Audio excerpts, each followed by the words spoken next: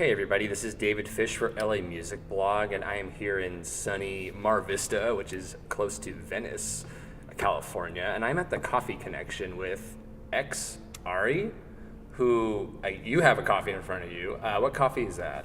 It is the Nitro Cold Brew. So you're into the cold brew? I love coffee and I love tea, but I'm not like obsessed with one kind. Okay. Yeah. I know all my friends are into cold brews. I'm not that big a fan, and I don't know why. Maybe it's just I like not cold. I don't know. It's a weird thing. I'm into like Americanos and more shots. Yeah, shots. Yeah, Caffeine when I want now. my coffee, which Yeah. I've already had. I've done that this morning, and I'm good. Good. Yeah. So let's start with the basics. You're originally from Toronto, and maybe just give me a timetable of what it was like growing up, and then when did you move to Los Angeles, and then a follow-up question, which is what drew you to Los Angeles? Okay, so this is going to be a condensed version. I'll do my best, and it's so hard for me to be concise about a whole lifetime. But I grew up just outside of Toronto in a suburb called Richmond Hill, and I had a crazy childhood in the sense that I did so many different extracurricular activities. I was pulled out of school a lot because I wanted to be an Olympic figure skater who skated to her own music. Oh, wow. So it was... Is figure skating and like Winter Olympics, that's a thing in Canada? I'm just because I'm American, but like, is that a Canadian skating, thing? Yeah, ice sports is huge. Very huge. Like, figure skating, hockey, everything. Skiing, snowboarding. Mm-hmm. So I was a competitive figure skater growing up, and I was competing, and I was also in a private Hebrew school, which I was saying I hate because I just could not focus. I was the worst student. I was just had my like heart set on the arts, so I just couldn't wait for the bell to ring so I could either skate or sing or something. But I also just had like a very crazy household, really like tumultuous upbringing in certain respects, which I'll keep, I'm not going to give full detail because it's just out of privacy from family members, but it was a very an interesting environment growing up, and I really leaned on music as a source, and not even consciously, because when you're such a young kid, you don't really realize what you're doing to self-soothe. Mm-hmm. But I just always knew I loved singing because it just made me feel like better.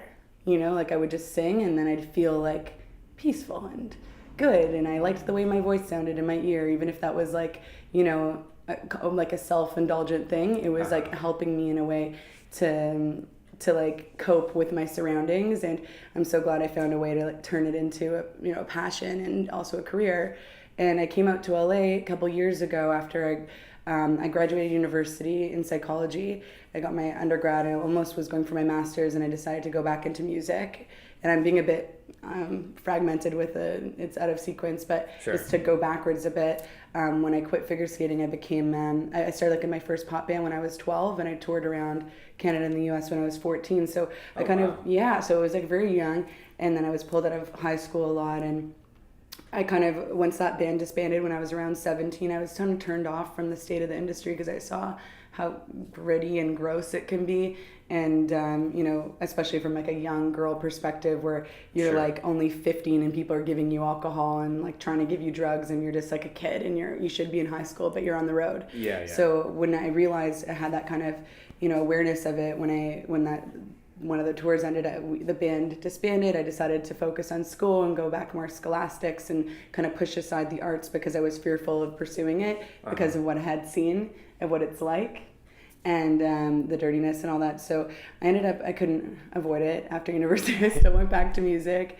And after like grinding in Toronto and really like honing in my writing craft and working with people, I felt like there was just this like ceiling that I couldn't penetrate through in Toronto. And no doubt, like there's so many talented artists in Toronto, but it's not a platform for catapulting your career whatsoever. They just don't have the support or means there. LA is where it's at. Exactly. So I guess you're totally summing up what I'm saying. That's why I came. And now it's just been great. I've had my O1 visa for the last couple of years. I've been writing for other artist projects, which is really cool. That is cool. Yeah, I didn't anticipate that. When I came here, a mentor had said, don't just be an artist, be a songwriter too, because, you've worked on your songwriting skills. Go into the room, not only as the artist, because if you do, they'll always be like, where's your budget? Right. And if I come into the room as a writer, I can write all the time and just go in and out of the room, and maybe one of my songs will also get click over with success of writing for someone else. Plus, like, I just enjoy the therapeutic nature of writing, the release that comes with writing, and also the ability for me to like draw out someone's story and turn it into something special and artful for them. Totally. Is this like really like, it's like I'm a therapist who comes in and does a creative workshop with somebody that day, and they like feel like relieved, and I feel like I contributed to something positive in their life. And can you name drop anybody that you've written for? Or has anything been released? Yeah, totally. There's no NDAs that you've signed or anything? No. Like there's an artist. My first major release was with Sony UK, Okay. and that happened in October with a pretty new artist who's dope, named Cameron Bloomfield, and it was like this D'Angelo kind of Curtis Mayfield track called. I'd be into that. Yeah, you should totally hear it. It's so groovy. It's called Get In or Get Out, and it's on Spotify. And I've been writing with. This past week, we don't have a set release yet, but I've been writing songs with Alice France. She's with Notting Hill out of Holland. Just wrote a song for Broken Back out of Paris. He's dope, so I really hope he releases it. Nice. But like I'm just bringing up kind of sessions where I'm really happy with the songs, but those just literally, some of them happened the last few. So we'll see. And then I have this dope artist named Laura Welsh in the UK debating releasing one of the songs I co-wrote with her on her album called The View, and so I'll know pretty soon. And then I have a release with Harley Bird coming up. I have releases with Paloma Rush, a lot of indie artists. Busy. Like I've been writing Busy, like crazy. Yeah, my schedule is now booked like a month ahead for writing sessions. Jeez. And so I've just been so lucky that so many people are gravitating towards my writing style, like and just like enjoy hanging out together while we're making something. So it just keep getting invited back, or something kind of, like grows from that. So I've also had to kind of put aside time to go, okay, well, I'm also an artist, so now I got to focus on my artist project and make sure I'm not getting too lost helping everybody else, even though I enjoy doing that too. It's just like the balance. I have a friend who's like maybe a mile or two from here. Similar situation. She writes for a bunch of artists, but she's also like trying to hone her own style and make her own music too.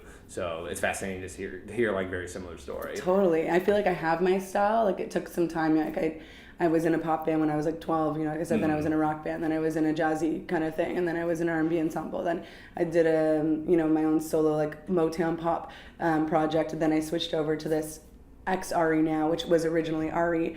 Okay. And so it's like, alt pop with electronic and hip hop cadences, but it took me time to get there, so I've definitely done my soul search for sound, and it will always evolve, because I think that's the whole beauty of art, is it's this like continuous process where it keeps changing and forming with depending on where you are in your life and the state of the world. You know what I mean? Mm-hmm.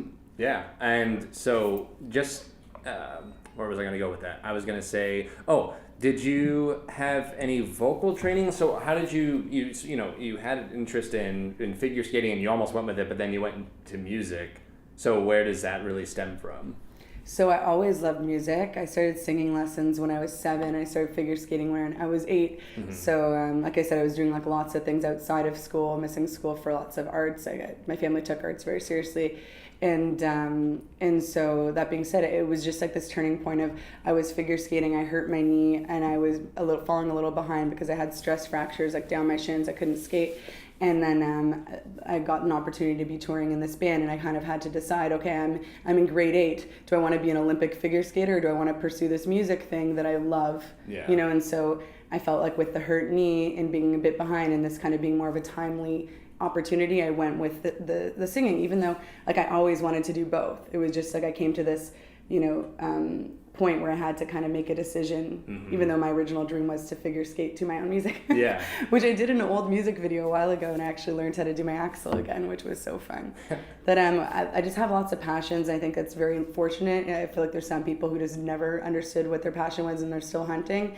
But I've just been lucky to have skating and singing and also, writing, as well as psychology. I also wanted to be a psychologist and I wanted to be a sports psychologist because of figure skating. So that's why I took university, and it's cool that I found a way. For me, it feels like a cool collaboration between like tying in mental health with my music, because I found a way to almost like use my degree into something, but it's also that's got to be special because I love it. Like I love analyzing. I love psychology. I like understanding why people are the way they are, why we do these things, even if we don't have the answers, just like to talk about it and ponder, like just to, so I love psychology. I kind of took it to understand like why I have my issues and challenges and why my family does, and just to like understand. It was like I signed up not being for sure that I was going to be a psychologist, but I'm like, at least I'll walk out understanding humans a bit better in myself. Totally. And probably diagnose myself with a zillion things along the way. So you're the kind of hypochondriac where like you're going like, something's wrong, and like that's totally me. Yeah. Okay.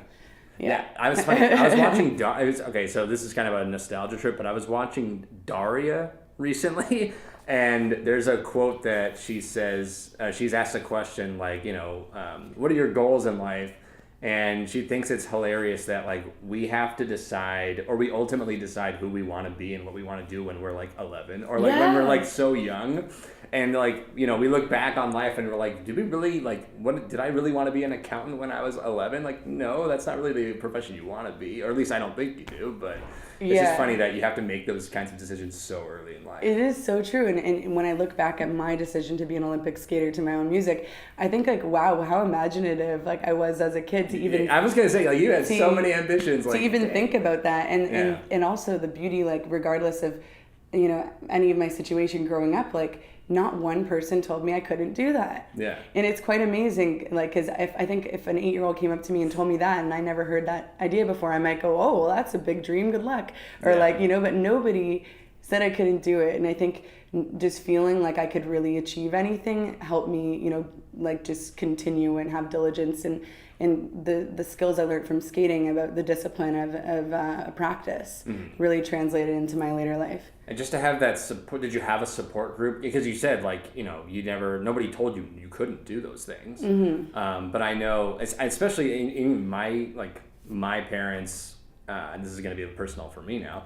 I have a mom that's very supportive of what I'm doing, but my father's very much like, you have to, I would love for you to be a lawyer or something that's respective, and like it's hard sometimes for me, and I think a part of where my like drive stems from is like I want to impress, or I want to prove to my dad that I can do the things that I'm doing now, just not in the professions that he thinks I'm capable of or not capable of doing, I guess. We all have that that desire, I think, to I hate to use the words prove people wrong, but it comes from that place of like a strong belief in yourself and wanting other people to recognize that you can do whatever you want. Yeah. And so when we do that, and it's something different than what our parents expect, there's that feeling of like, you'll see, and that can definitely give you some mojo. And as long as you're doing what you love, in the end, like you have to walk in your own shoes, and it's your soul you're taking for a walk in your own head you're living with. So I try to like make choices that are conscious of other people and aware, but at the same time that I'm never going to regret, even if it might hurt someone in the long run. I mean, in the short run, because in the long run, it's you are alone with yourself. So it's like, for example, like how I prioritize my career. Like I have a boyfriend I love, but like I'm out here and we're long distance and I'm, here. Yeah. And because it's what I want, I've been pursuing my passion my whole life. I'm, not going to just jump off when the time feels like, oh, it's the time and all my friends are getting married and starting to, pop out babies. Like I think I've realized I'm an alternative person. Like I'm not the average direction of most people. And I think that's okay, and like when you accept that and you just kind of go for it, then harmony aligns. Yeah, I'm with you on that. And so I said before the interview that I wasn't going to get personal, but it did. And so I make everyone get personal. Let's move on from this. Let's move on. I'm so personal. No, it's all good. So do you have any musical influences? Because I when I hear your music, actually, let's backtrack. So let's go to right now. So you've had a few singles out, you've had an EP out, and now you have new singles out. And I think you're readying, an EP. Yes. A new EP. But the new single that you have out like right now is Vapors. Correct. Yeah. Do you want to go into a little bit of detail on how you approach that song and musically what your approach is? Totally. I think it would make sense for me just to talk about like the album kind of conceptually and then go to Vapors.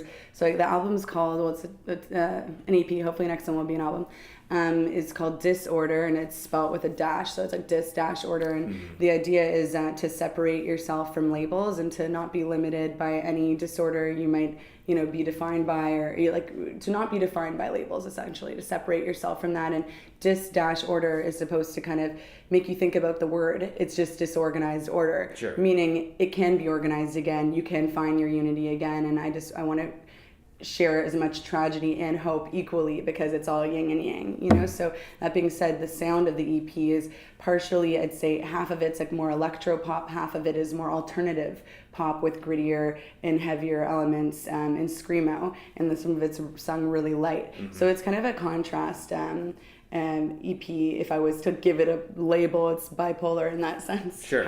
So you were saying, you hope it to be an album? One day I hope to have an album, you know, but right now with the indie budget, just I can afford 6 songs, but I've written so many more. But so every song on this EP ties into mental health and like empowerment in some form. And so I call the whole campaign Pain into Power, and it's all for mental health awareness. And the idea of pain into power is channeling any, negative emotion or anything you need to into something meaningful and artful. And I do that through music, and lots of people can do that through anything from like karate, visual arts, yoga, whatever their way is on top of tons of other ways to take care of your mental health. The last thing I want people to think is making music is like a healing, the only thing. There's tons of things you should be doing, like therapy and self-care and lots of different techniques if you're struggling, by all means. But I want to show that like healing is possible, and that I found a way to do that through my music. And Vapors is specifically about toxic relationships and their negative toll on our mental health. So you wouldn't think that while listening to it, but it compares the relationship to a lit cigarette. And so it's kind of just like, we know this is unhealthy for us, but we keep going knowingly. And why? Why is it so addictive to be in those kind of relationships when we have full awareness of what we're doing?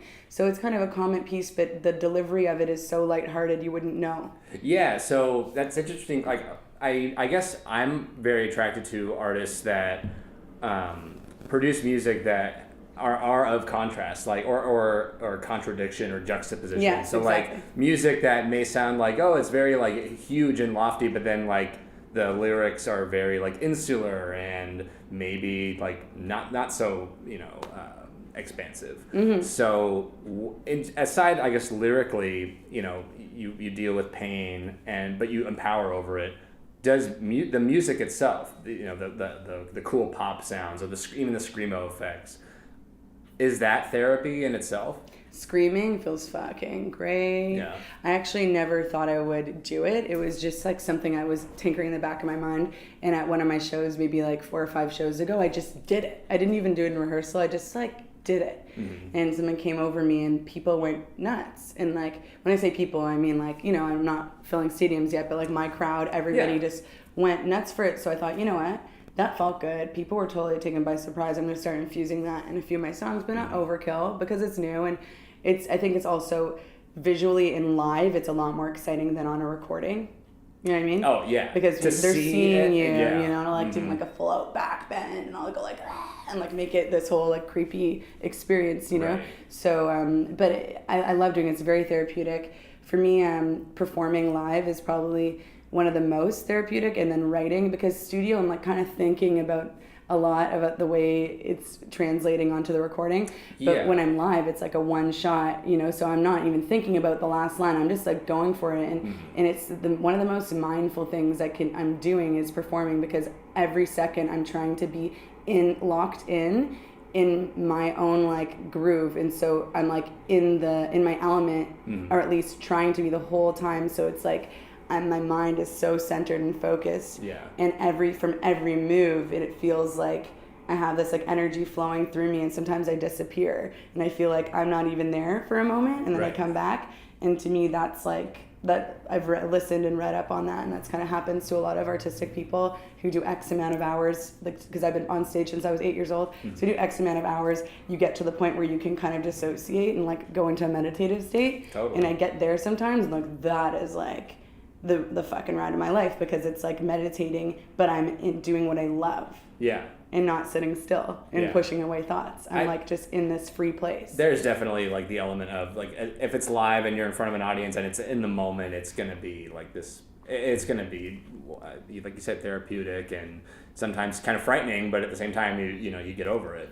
Yeah, well, it's not even frightening. Like, I love it. I love when that happens, because we spend so much time like locked. I don't know. It's losing control in a way. So maybe that is where the fear idea comes up. But it's like, we spend so much time like locked in our bodies, in our minds, and then when all of a sudden you're like unlocked and like it's being unhinged, but not in a scary way, just like in this like as if like the genie from the like is let out, you know what I mean? And but there's nothingness. It's just like expansive nothingness, and all of a sudden you're back.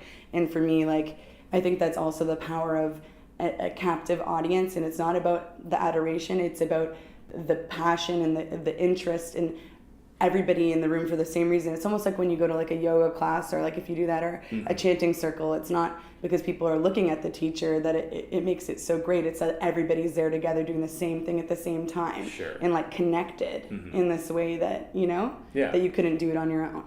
You know, so I feel like the vibrations at my show are like getting to this place, especially because I'm very much open and emotional on stage, and I talk about my own mental health challenges, and I advocate openly, and I feel like it's taken, like I added a lot of heart into my show that like is like kind of this like is like hugging the room together. I don't know how to say it. No, I totally understand that. There are rooms I've been in with artists where it's like you feel the vibes.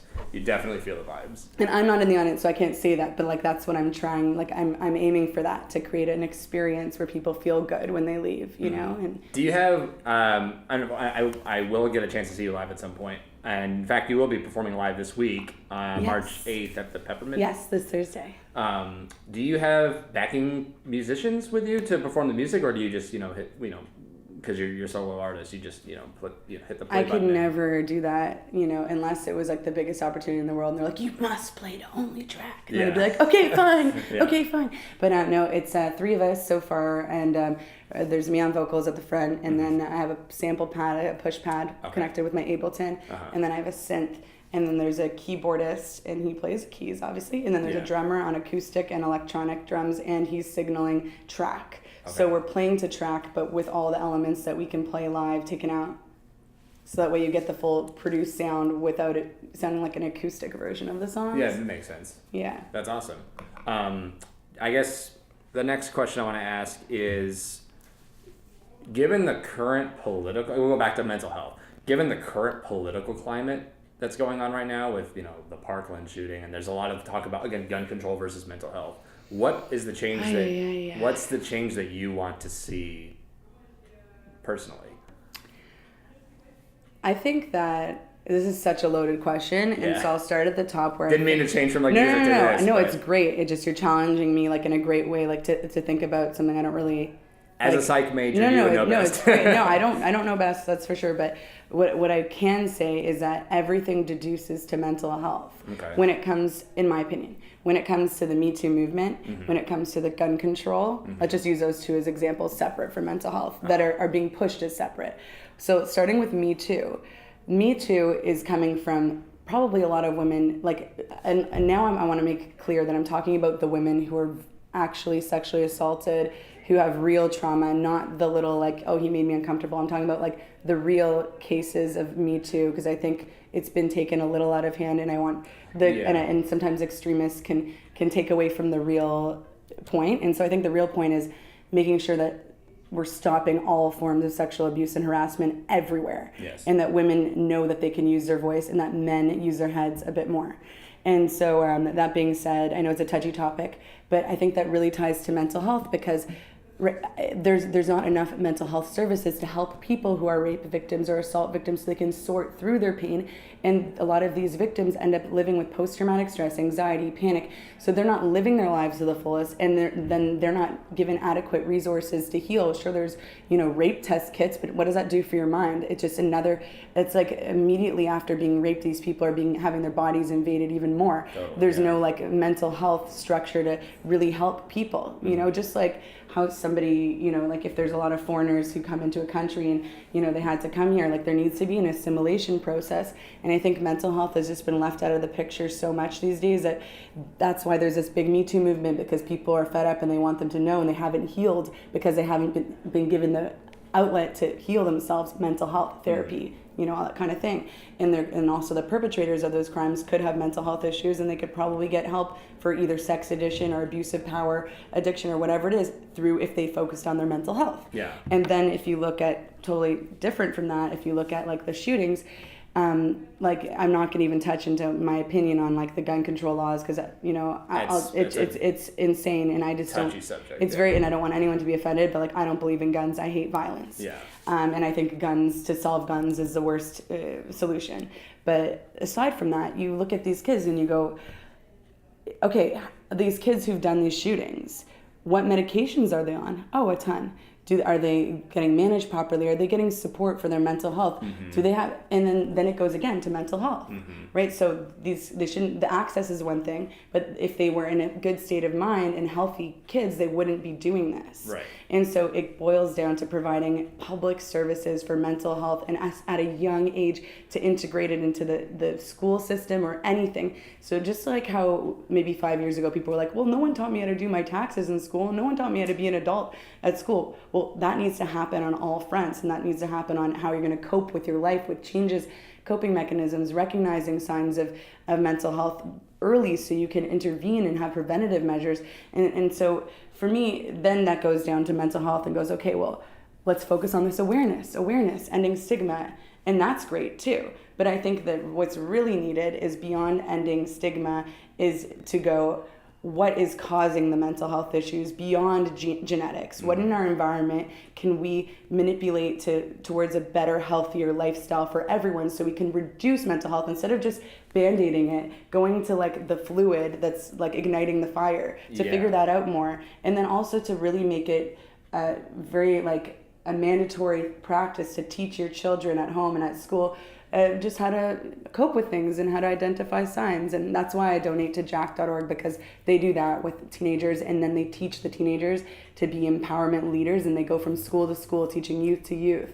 And then that ends stigma and teaches skills. Okay. So that was going to be one of my questions, is like why Jack over other organizations? Yeah. And like Jack, again, like there's so many reasons why, but I'd say like one of the main ones is what I just said, what they do. But also the fact that they like, when I was in high school and I was 15, I had my first major depression episode, and I didn't really know, what I was going through, and I didn't have someone to talk to about it. Yeah. And if I knew something like jack.org existed, maybe there would have been a safe place, for me to go get help. So I want to keep drawing attention to what they're doing, because I think that's just such a crucial age where you can really prevent future breakdowns and just like become a healthier adult, because the whole world just comprised of a bunch of people. Yeah. So if we all on an individual level are more at inner peace and have more understanding and love and compassion for ourselves and others, like think how much better the whole world would be, right? So my opinion's on record here. I 1,000 times agree with you on everything you said. Thank you. Yeah. It's nice to be agreed with. Yeah. And I do love that on your website, above even the music, it says like media music. You have like self-care tips. You have like what it means to be an advocate for mental health. Like I really appreciate that. Thank you. Yeah, I wanted to it's because it's one thing to say, hey, I'm an artist that advocates for mental health, and in a way it felt like I don't want anyone to think I'm just hopping onto a hot topic, because that's the last thing I'm doing. Yeah. Because I've struggled with mental health since I was like 8 years old, and I've did not know how to get help. Like I said, wasn't given therapy. It wasn't until I was 20 and had like maybe 22 and had like a major mental breakdown that I actually started taking care of my mental health.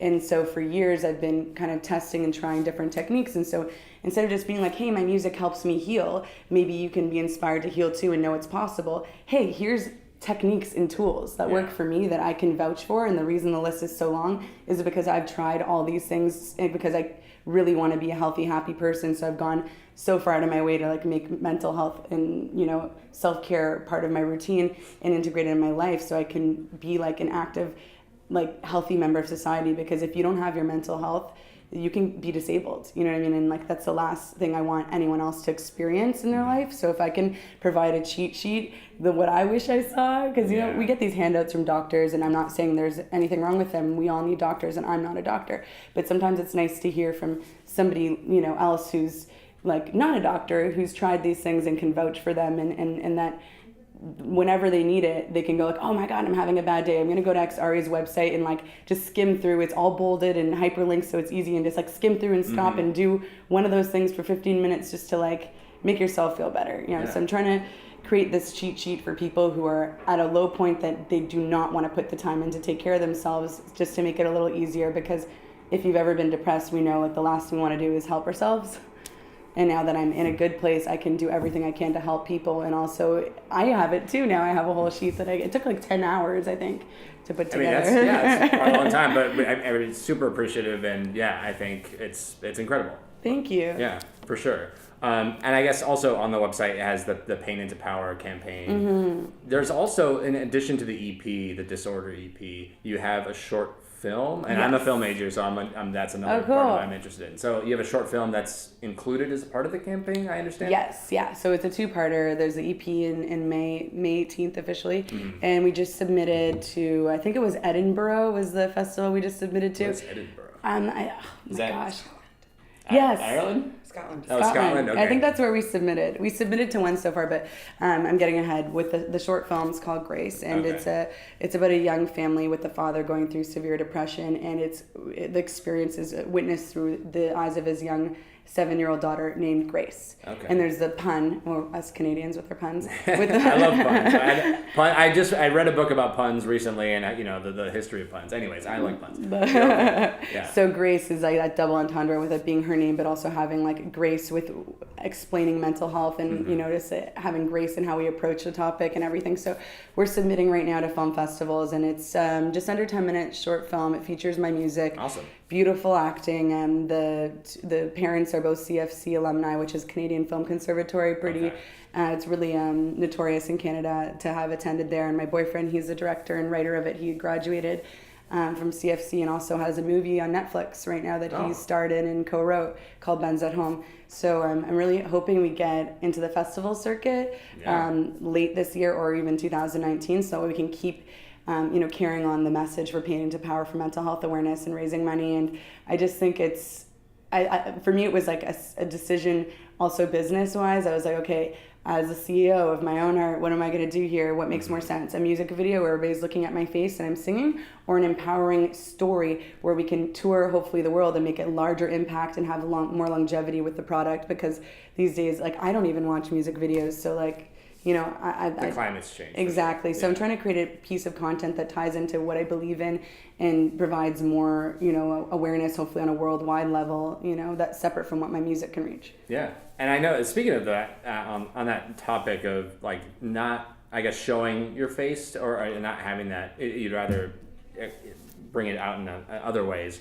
The artwork for the singles that you currently have either obscure your face or they don't show you really at all. Whereas I think the other singles, I guess, have that. You're on the cover. Is there an intention for that or behind that? Not so much. It's actually interesting, the artwork, how it came up. Some of them will have my face. Most of them don't. The album cover doesn't. But I'm just like finishing up mock-ups actually for the album cover, and there's a word search in it.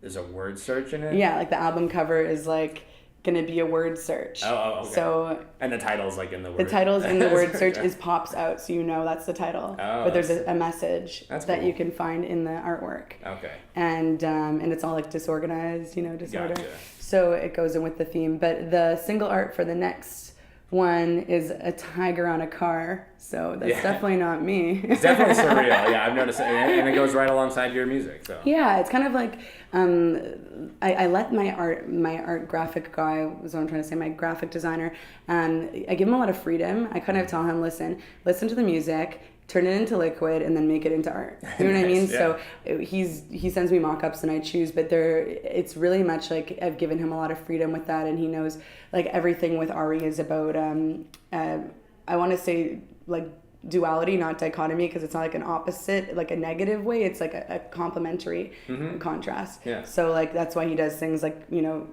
cutting my face in half and putting the sky, and then making the R of my name fractured, because it's supposed to be that kind of just like everything sitting a little out of place, but finding your wholeness in that discomfort of being fragmented. You know what I mean? Yeah, I just noticed, excuse me, I'm just losing my voice right now. I notice a lot of artists, when they don't, I guess, put their faces, like maybe like Daft Punk, they have like helmets, or like they obscure themselves, is I guess a lot of times they want their music to be like anonymous. Like it's not necessarily like, oh yeah, we're by name Daft Punk, but like we don't want you to think like our music is us, like our music is yours. Totally, it's open for interpretation. Yeah. And for me, like some songs, like one song, "Miss You," that's the one I put the most thought into the artwork, where it's a really cool story, and I'll tell it quickly, but you should totally check it out because it's actually really interesting. Yeah. So I was in Japan and I was listening to a podcast, oddly enough, about Japan. Didn't realize until it was halfway in, and they told a story about how on 9/11, like 6 million people died in Japan because of a tsunami, but it wasn't. We didn't hear so much about it because 9/11, right? And so many people lost their families, and if people know a little bit about Japanese culture, I don't want to pigeonhole them, but there's a tendency for a lot of formalities, and it's not a very fluffy language full of endearment. And so that being said, when it comes to like healing from loss and grieving, it's very private, and especially for older men it's very taboo for them to cry. So that being said, I found it so fascinating when I listened to this podcast that there was something developed because of this called the wind telephone, and this elderly man who lost his wife. In Japan. Yeah, in Japan. Okay. He created something called the wind telephone, and he put a telephone booth in his backyard, and he'd go into the booth and call his wife in heaven and just converse with her, and then it became this. That's a mind trip. I know, and it became this phenomenon. Everybody from hours away across Japan, anybody who lost a family member started coming, and it's become this big place of spiritual connection. And they go into this booth and they pick up the phone and they just start talking to their dead loved one. Yeah. And listening to this podcast was like crying on the plane while listening to it. And so that's why for my song "Miss You," which is about grieving and loss, specifically about my grandmother, I sent him a picture of the wind telephone, and I said, please, can you make my artwork like this wind telephone inspired by this story? Because this song is me calling my grandmother. Mm-hmm. I'm saying to her, like, how has heaven been? Is it magnificent? I miss you. How has heaven been? Well, is it infinite? I miss you. And then I scream, and it's almost like this anger, where you're talking to them, but you're also like, how dare you have gone? So there's I don't even know what to say to that. That's amazing. So I try to be thoughtful with, when it makes sense, but also not to give too much meaning to everything, because it's also nice to let people have space for their own interpretation, because everything connects to us on a different, individual level. Yeah. So just, I guess, to wrap things up, when's the EP and what the Pain into Power campaign is currently going on? Yes. Yeah, it launched with my first single, Cattle Call, in October. And the next single's coming out April 6th, which is Stay Go. It's the most pop one, but I thought it would be fun for spring. Yeah. And then the EP comes out in May 18th, to be exact, which is Mental Health Awareness Month. And I'm hopefully by then I'll be launching some self-care merch on my website too. Nice. And then you'll be performing at the Peppermint this Thursday, 8:45 p.m. Donating proceeds to jack.org. You can get tickets on my website, ari-music.net, or on Facebook and Eventbrite. So come out if you can. We're donating to jack.org, which is a great cause. And next show is going to be end of May here, and then in Toronto, April 26th at the Drake Hotel. That's amazing. So just, the Peppermint's a cool place, not gonna lie. But if you had to perform or wanted to perform anywhere in Los Angeles, what would be the place to perform? Coachella. Oh yeah. yeah. Give me like That's a dream. Give me like the 1 p.m. side stage. Like, I don't care. Like, make me wear a tutu. Like, I don't care. The small print part of the poster. It. I'm just fucking kidding. But I'd love to play any of the major festivals. That's my goal. Like, I keep saying each year, like 2019 festivals. So we'll get there. I think it's a little late now because it's around the corner, but who knows? Maybe one of my songs will just like climax, and then I'll get added on the 1:15 side stage. Yeah. Hey. But so I'd love to play festivals. That would be my dream. Also, just like being on a tour with artists I love, and that would be someone like Sia or on 21 Pilots or like Little Dragon or K-Flay, just artists that I admire and I can learn from and have a good time being on the road with. Nice. And then last question, and I ask every artist this, it's the hardest question of them all. What's your favorite place to eat in Los Angeles? Do you have what's your favorite food spot? Oh my gosh. I don't know. Hard. It's so hard. You've been in LA for 2 years. I know. Okay. For breakfast, if you want to go hard. Oh, okay. We'll do the separate meals. Okay. So place for breakfast. What's a brunch place? Because I've lived in LA, I'm from here, but I'm always looking to expand my knowledge if there's other places to eat. So 2, which I'd say they can cover breakfast and lunch. Okay. So like either or for the Griddle. Okay, I've been there. Or Blue Jam Cafe. And where's that? There's on Melrose, and there's a couple of them that are really good. They're this like crispy, like French toast with this vanilla sauce. I have a problem with sweets. It's hard to control. Actually, hilariously, was in a session. Someone brought chocolates, and I ate so many of them. They were like little individually wrapped that I had to shove the wrappers in my bag. That would destroy because I was me. embarrassed of how many I ate. And then at the end, I was just like, look at my bag. I'm a chocoholic. That would destroy me. So that's probably not the best idea. Yeah. And I don't know. I don't know what my favorite dinner spot is out here yet. I feel LA is a great taco place. It's nobody. I have not been to a place outside of Los Angeles that does better tacos. Mm-hmm. You know what? I had a really dope grilled cheese at a secret restaurant. It's like in Culver City, and there's a place called the Blind Barber. Literally. I've never been there. Everybody's telling me to go there. Okay, so I've not been there. Yeah. So you go through the barber shop. You don't get a haircut. You walk through. And you order a grilled cheese with I don't even want to. I want to say Grey Poupon. Fancy sides and little just awesome chutneys and they really go to town with the grilled cheese. Yeah. And you can buy alcohol, and there's a DJ. And so I thought it was just a bar. I didn't know it was a full service dinner. It's a bar with gourmet grilled cheese. Oh man! So if you want to have an adult kids night out kind of thing. Yeah. Yeah. Okay, I'm doing that. That's my next plot. But I love cooking. I love cooking. I'm big on I haven't cooked this week, but last week I did a bunch. But I love to cook, so I would be tooting my own horn and saying my own food, some of my favorite. Put that at the merch table too. I'll buy it. I'm sure. Yeah. Yeah. Well, I thank you so much for interviewing with me in the Fairly Music blog, and I can't wait to hear what you have next going on. Thank you so much for having me, David. Yeah, thank you. This is David Fisch, Fairly Music blog, and we'll see you guys next time. This is ARI. Make sure to check her out at the Peppermint Club 3/8, which is this week. And check. What's the website, real quick? It's ari-music.net. There you go. We'll see you guys next time. Thanks.